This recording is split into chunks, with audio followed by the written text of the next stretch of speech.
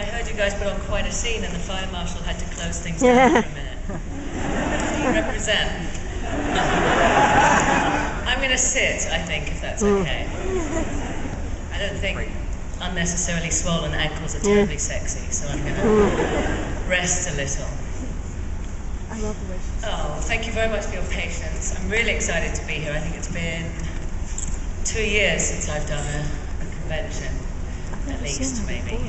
And I was saying on a podcast recently that I tend not to turn up unless I think I've got something to say. And when I do have something to say, I talk a lot, so I apologize in advance if I just rubbish on.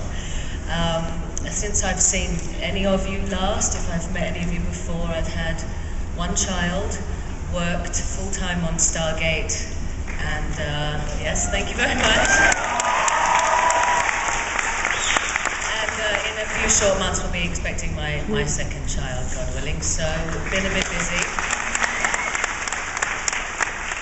But I really wanted to say thank you because this convention in particular has provided me with a very specific opportunity to literally keep afloat. I don't know if anyone in this room has ever been through a home renovation.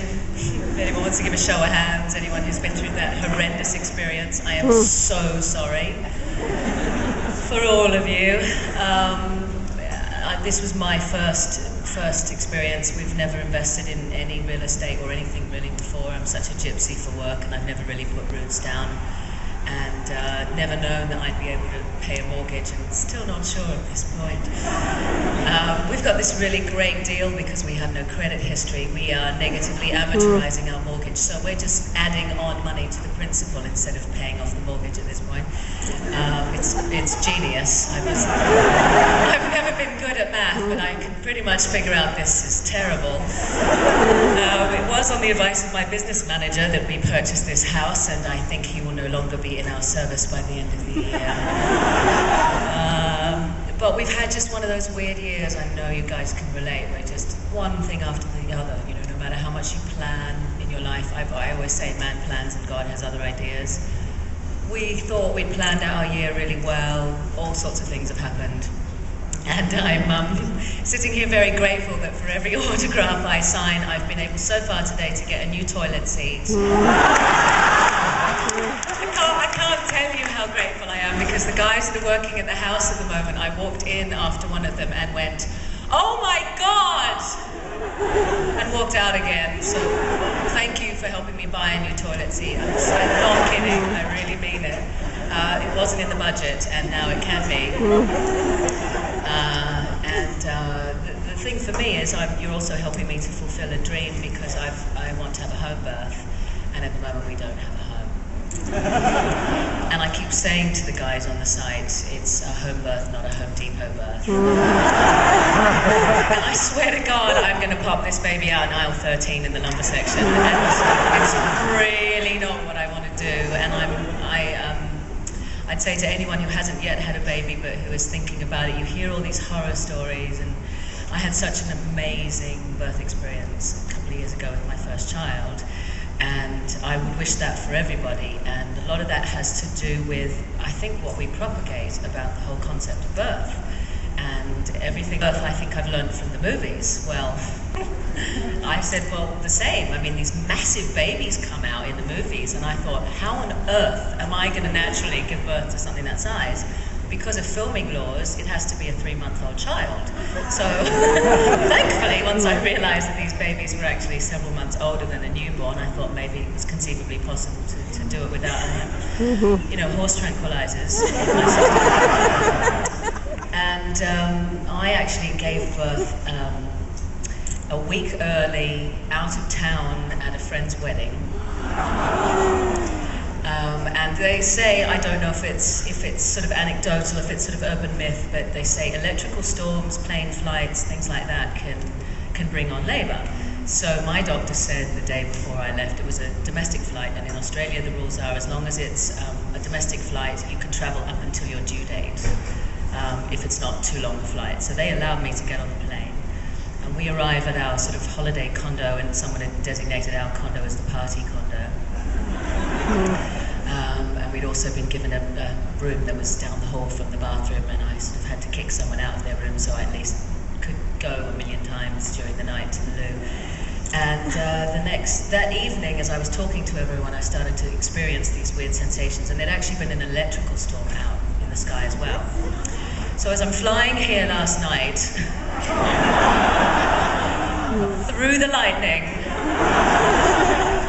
I'm thinking, well, won't I have a story to tell tomorrow morning when I'm up on stage with the baby in my arms?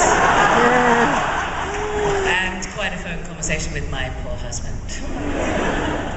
I've also been granted this opportunity, oddly enough, to spend, apparently I need to get on a plane to spend 4.5 hours with my best friend who I haven't seen in ages, so I'm just sitting here incredibly grateful to all you guys. I know this event's been going for a long time, it's my first time attending, but it means a lot to me, just even in the last 24 hours, I can't tell you.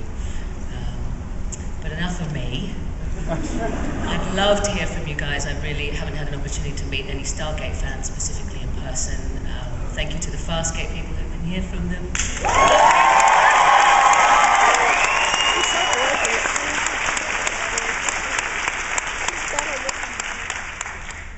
So if anyone has any questions, is that what happens? Does the mic come to those who?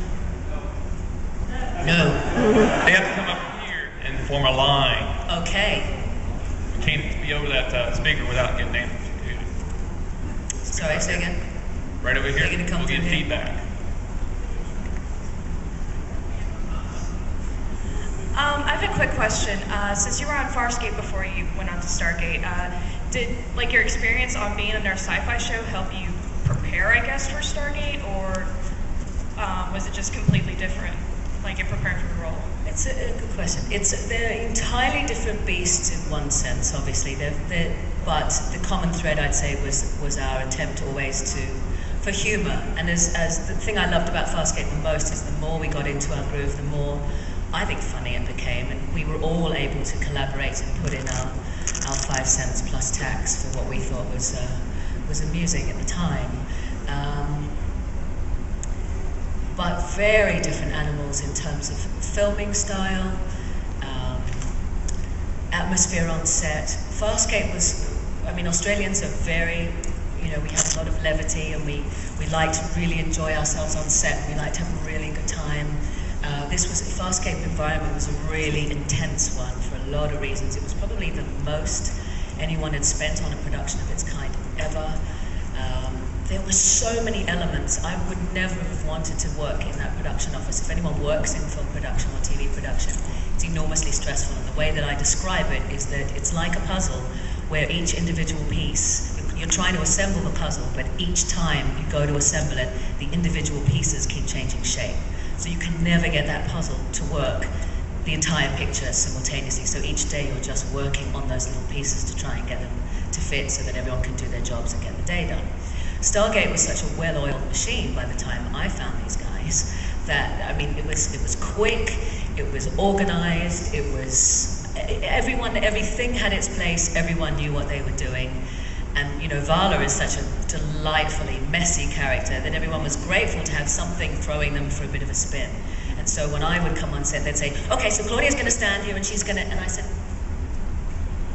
right. Really? Because that's what someone in the military, she's going to sit at the really? Does Vala need to sit? And it was a really interesting process for everyone because we'd all stop for a second. Andy Makita would say, oh, good point. She's not beholden to anyone or anything. She's completely renegade. What do you want to do? Well, which is such a fantastic privilege for an actor to be in a position, to have all that at your disposal. And then the additional layer for that was, on FarScape, it was almost not every man for himself, but everyone was sort of suffering from some incredible performance adversity. The puppeteers were all kind of, like this, and, to 6 people trying to get Rigel into a room, and Brian Henson would come in and say, I don't know, how come Rigel hasn't been in any scenes lately? And then he would direct and be like, oh my God, I get it, okay, do we need Rigel in the scene? So, for those of you who haven't seen FarScape, it's an animatronic puppet that's, amazingly articulate face that requires someone controlling the eyes, someone doing the mouth, someone speaking, someone doing ears, sometimes human hands in each of his hands, someone on the sled with their hand in him, and then a couple of people sort of sliding him in and out. And then was revoiced later by someone else, which was another interesting complication. So, and then there were obviously the prostitutions who'd come in and touch up his makeup like the actors. It was hilarious. So we needed checks on Rigel as much as we needed on us. And so, yeah, on FarScape in this blistering heat in Australia with no AC, a little less humid than Atlanta, but definitely up in the 90s in the summer, if not into the hundreds, with no AC and people wearing full prosthetics, wigs, vinyl or leather, or both, coats, everything. It was the full glam rock experience, prosthetic, full contacts, all of that stuff. So everyone was suffering. So I felt like, Ben and I being the only two humanoid aliens, or me being the only humanoid alien and him the only human, at the start, that we kind of had to be ambassadors to sort of try and keep people afloat. And I would refer to it as Wookiee meltdown. We'd see someone in makeup about to kind of, and we'd have to find the ADs and say, So when I came to StarGate, there was just this incredibly buoyant yet organized atmosphere on set. So for me, very different experiences as an actor. Not having that same responsibility as a leading lady as I did on FarScape. It was sort of a very serious character and a very serious responsibility. Vala, I just got to sort of walk in and mix it up. But yeah, I'd say the common thing is definitely, I think it's the same the world over, that's what I hope for anyway, and I've not found any exception to this rule yet, that sets are a place where people have to work very hard, they have to enjoy themselves and they have to be passionate about what they're doing, otherwise it's a complete waste of their time because you rarely see your family. So, but that was a nice thing as well on StarGate. It was, the directors would say, no, we're not doing overtime tonight, it's bath time at home. And that's the way they prioritized, and I was very grateful for obvious reasons that was a show I was working on at that time. So thank you for your question. Hi, Claudia. Hello. Okay, I just have one really important question. Okay. Michael Shanks or Ben Browder?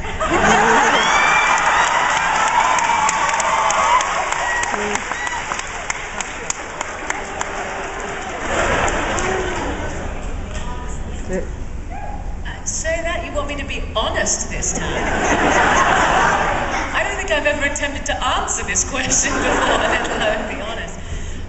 Well, a mother is never supposed to pick favourites, and neither is an on-screen lover. They're both equally delicious, and I mean that not from experience of taste. It's a metaphor. No, they've got a similar work ethic, and they're both brilliant upstairs and creative and interesting and funny, and they both were very protective and supportive of me, and that's reflected in my performance. I think if I'd done an outrageously crap performance on one show and vastly different on the other, you might start to think, oh, perhaps, what were the circumstances surrounding that actor's experience that they were so good on one show, or, seemed to be better on one show than the other. I felt equally supported. I felt that in both instances that we would be friends if we'd met socially, and I wouldn't really have survived in either environment, no matter how supportive, without either of them. I'm a really lucky girl to have bounced off one show with one very tight working relationship with Ben to then suddenly meet Michael, who, funnily enough, when I first met him, when I came to the set, he was walking past and someone said, oh, Michael's really glad you come to work on the show. And I was like, oh, cool. And I was standing there waiting to do a fight rehearsal with him.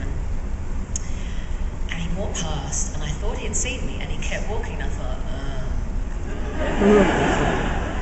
he's one of those. He hadn't seen me at all, and when he came up, he was just, oh, hi, it's really nice to meet you, and he was just being so Canadian and so sweet, and I was like, oh, okay, I have to get that thought out of my head now. He's a completely different person to who I suppose I thought he was, and I was so impressed, because straight away Michael was contributing and sharp in the same way that Ben was about let's make this better, let's make this work, and whatever. And I said to Michael, fateful words really, I think, according to him, because it kind of etched our friendship in stone. I went up to him because I was on the opposite side of the fence this time. I wasn't a leading lady trying to make guests comfortable. I wasn't sort of Julie the cruise director. I was from Love Boat, if anyone's old enough in this room like me to remember that.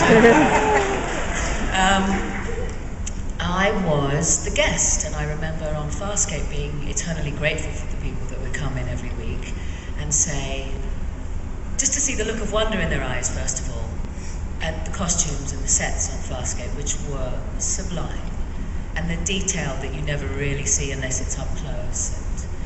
And hence why I'm so impressed when people come and they've recreated costumes from FarScape and the detail is there, and you think, wow, you know. And they had to do that on a weekly basis, constantly creating those things. And the guests would come and there'd be that look of wonder, and they would say, this is amazing. What a fantastic opportunity for you guys to work in this environment. You're so lucky. I'm so jealous you're doing this every day. And we'd be sort of like, oh, I've got to call my agent, I'm exhausted, I don't want to do overtime tonight. You know, feeling sorry for ourselves in whatever way. And the guests always reminded us how grateful we should be and how lucky we were, and of all the positives. And it was a form of service that they provided in this odd way that they weren't expecting, probably, that they were helping to lift us. And it was an intimidating environment. I think you walk onto the FarScape set, it's like hooly-dooly, and everyone else seemed to know what they were doing, and it seemed to move quite quickly for the guests when they came on. So for me, with Michael, I thought, what would help him? He's been on this show for a long time. I haven't seen all his sort of interactions with female characters on the show, so I'm not sure what I can bring to the table.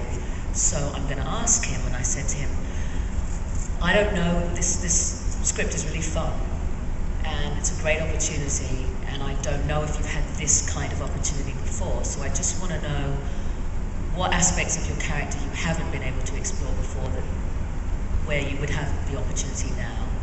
What can I do for you to encourage that to play and to come out? How can I make this really sort of sing for you? What do you want to do, and how do you want to have fun, if that's, of course, if it is indeed your intention to enjoy yourself? How can I serve you?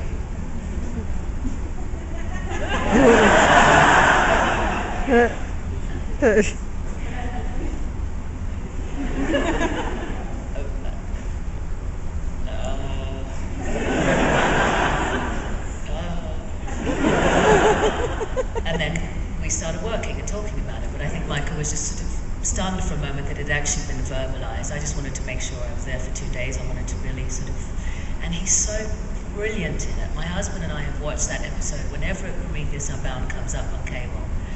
We watch it to enjoy Michael, because I don't think he's given his real credit a lot of the time for the leading man that he really is, for the comedian that he is, and for the action hero that he is. And I think he nails it in that episode. And so we just, my husband's so nice to see him appreciating another actor's performance. And he'll do the same with Ben too. There'll be certain episodes that we've caught in the past, and he'll say, that was funny, that was really well done, and I can tell that Ben's put his print on that.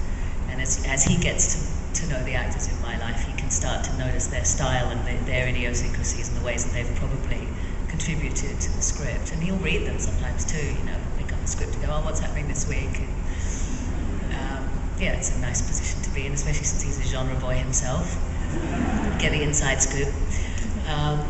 So I think, again, it's an interesting question, but I'm really, again, grateful and lucky that I can answer that with full sincerity, that there's no way I can make a choice. They're both brilliant. I'm sure you know that yourselves, so. Hi, Claudia. Hello. I'm a new fan. I just got introduced to FarScape 3 weeks ago from a friend. And I These scars? I'm Is your brain hurting? I watched the entire series in just under 2 weeks. I didn't sleep for a while. And I was just curious what your most memorable was while you were making FarScape. What was your most memorable experience of watching FarScape for 2 weeks?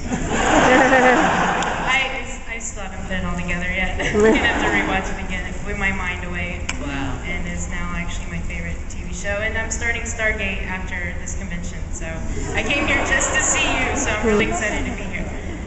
Wow, well StarGate, you do realize that there's 10 seasons of StarGate. I'm really, can I ask you though, how FarScape came to you? How did you find it? Actually, my friend Deborah couldn't stop talking about the show. Deborah, where are you? She's just as obsessed as I am. And she couldn't stop talking, and I've never really been a huge sci-fi fan, and I was like, hey, you like it, I'll give it a try.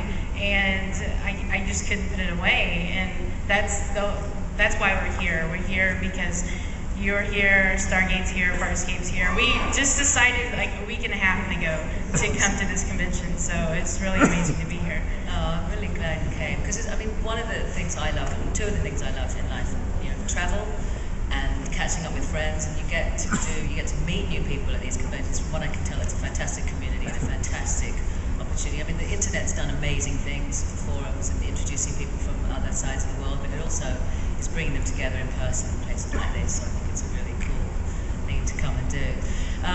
To answer your question, most memorable experience of filming FarScape. There's so many things. I've got sort of like a slideshow of things just sort of flicking through right now. Anthony Simcoe with full makeup on, who plays Dargo, but with boxer shorts on and socks and sandals, walking along in the heat, sort of talking with this really broad Australian accent, going, "Oh God, I'm so bloody starving. When's lunch?" Terry Ryan, the costume designer, running around behind saying, "Get me off this show!" I remember the first time I saw Wayne Pygram walking down the hall in his Scorpius costume. Wow. That's when we knew what show we were working on, I think. It's just, I get it. And the really cool thing was all the guys from the Creature Shop who created those costumes all dressed like that on the weekends themselves, minus the makeup. David Elsey's wife, Lou Elsey, who designed the costume, standing in the wings in the final season when they'd introduced all the Super Scarons, and they were all in their sort of rock glam costumes with everything on, and just the immaculate detail on all of them, and it's grown men in 6-inch platforms with their full contacts in and their dentures, and they can't speak to you, spitting, and then someone's got a cooling unit on them, and they've got a drink through a straw, and Lou Elsey was sort of standing there saying, I can't really quote what she said because it's not fit to print, but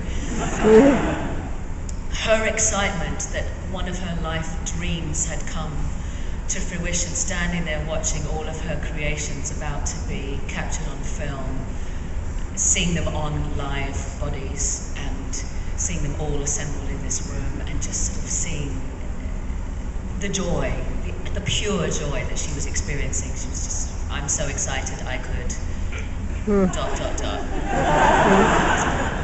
Ben and I doing the fabulous, I know all actors say I did most of my stunts, but on FarScape in Australia we were so damn cheap on the production side that we did do most of our own stunts. They're more careful in North America, and they do use stunt doubles with more frequency. We had great stunt doubles who were also a couple, which was really sweet. So the girl who doubled Aeryn was the girlfriend of the guy who doubled Crichton. So that was really sweet, and they had great chemistry, obviously. There was one point at which I was a little frustrated with her during this sequence that I'm going to mention. We were out in some sand dunes, and that was one of the best location shoots I've ever done. We had sort of Mad Max style buggies. We got to hoon around, or fang, which is an Australian technical term for hooning, in these sand dunes, pedal fully down to the metal and just going as fast as we could. Me untethered, having to sort of act while Ben was driving the vehicle and get up and attempt to fire a weapon and then get back down again and what have you, and running around with sort of mortar, like sand bombs going off around us. And there was one particular shot where the director said, well, we've got the final shot of the show if they don't continue you next year, because from that angle, the two of you look like you were completely blown to smithereens. And Ben pulled he pulled a tendon, like he ripped it. I think it actually went up inside his leg. And I could tell he was in immense pain. And he was a quarterback, so he's sort of experienced for whatever punishment can be inflicted on a human form, I think. But I could tell he was in a lot of pain, and we didn't have any ice immediately on set. And I just raced to the soda box, and I got him a cold can of something, and he put it on his leg, and I could see that he was just sort of holding it together. And I think he had a day or so off. He went into the hospital, and he'd forgotten that he still had all his makeup on, and the doctor was sort of, it was a very odd conversation. Because Ben hadn't explained that he was an actor and no one had filled the doctor in, so it was quite bizarre. And he said, so what exactly happened? He said, well, we were running from some aliens who were trying to penetrate whatever it was. The doctor was starting to fill out a form for the psych ward. Very funny. But that day, or those days out on that sand dune with my buddy Ben, just being allowed to play with these toys and get dirty and jump around, and it was just in the Australian summer in these sand dunes down near Cornell with Qantas Flight 11 going over our head every now and then while I was trying to pee off of the sand dunes, and as the planes were getting ready to land, there was this incredible sense of freedom just shooting out there. And there was a lot of freedom on that set in some ways. It was like the lunatics had taken over the asylum, because the network was over in the States and we were in Australia, and we had to get the day shot somehow, and if it wasn't working the way it was scripted, then we had to come up with our own ideas. And so it was those sort of experiences, that wildness, that sort of almost like a Western. I felt like we were sort of living it for real in a way, because it was just those location days were fantastic. And it's very expensive to shoot locations, so we really treasured those days a lot. But there are so many sort of memorable moments on FarScape. So many stories behind every single scene. So. I understand that your agent's pulling you at 2 o'clock. I'm sorry? Is your agent really pulling you at 2 o'clock? We're willing to go to 2:15. If it's up to me, I'm happy to go on longer. Yes. It's not a decision I can make. Is your agent in the room? Your manager, agent?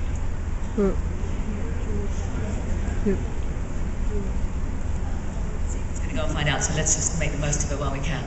Next question. Quick. Okay, quick. I know you've done a lot of voice work, other things. This is not FarScape or StarGate. And you recently did a podcast, and you mentioned in passing that you had completed an audiobook.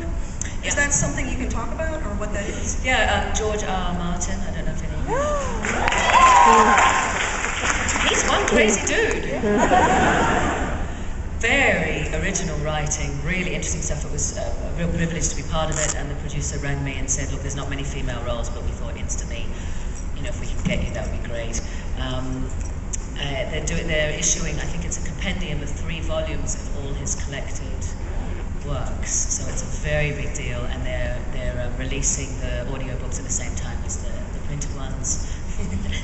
You're so excited you could ...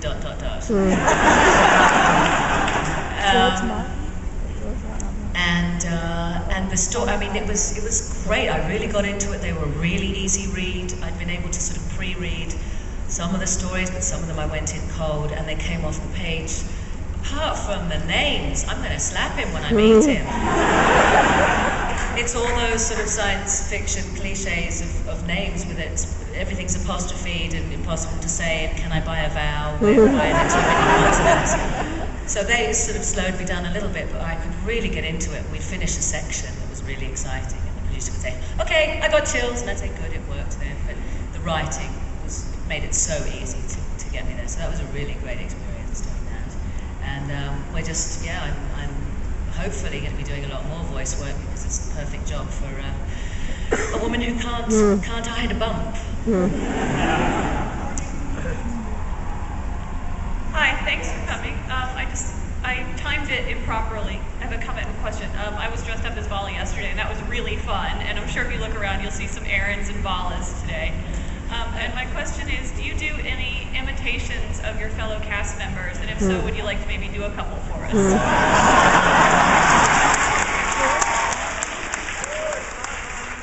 Oh, what a good question.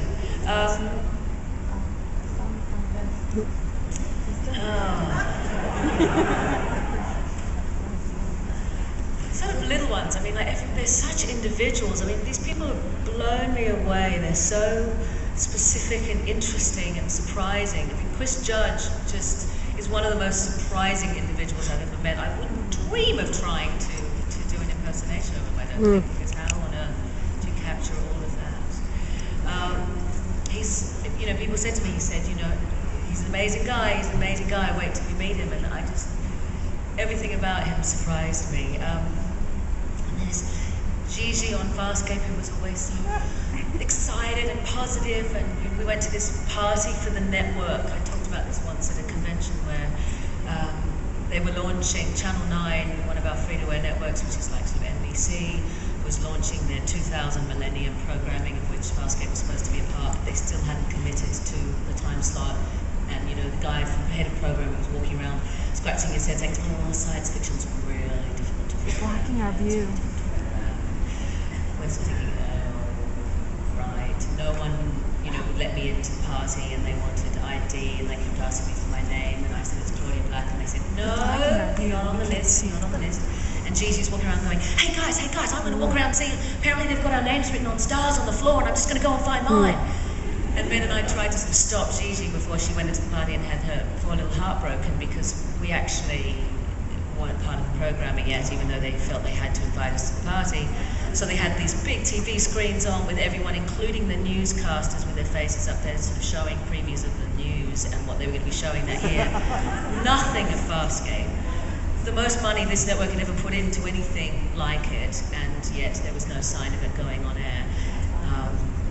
But specific, I mean, and I of course remember Gigi that whole night being so sort of sweet and positive, and oh well, there's free food, and off she'd go. Specific impersonations, I have to think about it, and maybe next time, because I can do some decent impersonations, but I haven't even thought before of trying to impersonate my fellow cast members. Claudia. Hello. I'm way over here now. Your agent has informed us you have to leave at 2, because you got to go to the Walk of Fame. I am so sorry.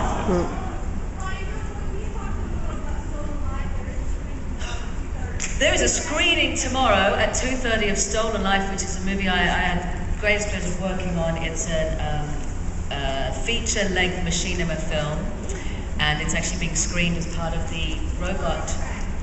The what? Sorry? The robotics track. Tracked. Part of the robotics track. What is that?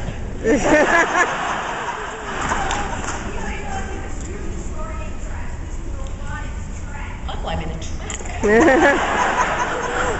I was not aware of that. Oh, Q&A after the film screening too of Stolen Life in the robotic track.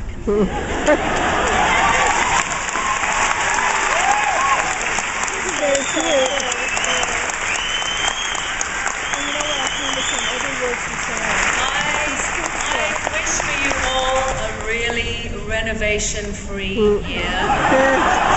I really mean it, and I wish for you all that you have liquidity and excellent cash flow, and that you can provide for yourselves and your families. And I'm really serious, I really mean this, because when it happens, it's just awful and incredibly humbling, and life comes and hits you in the most surprising ways. And I really wish for all of you that you have brilliant years, fantastic Christmases and Thanksgivings with your families.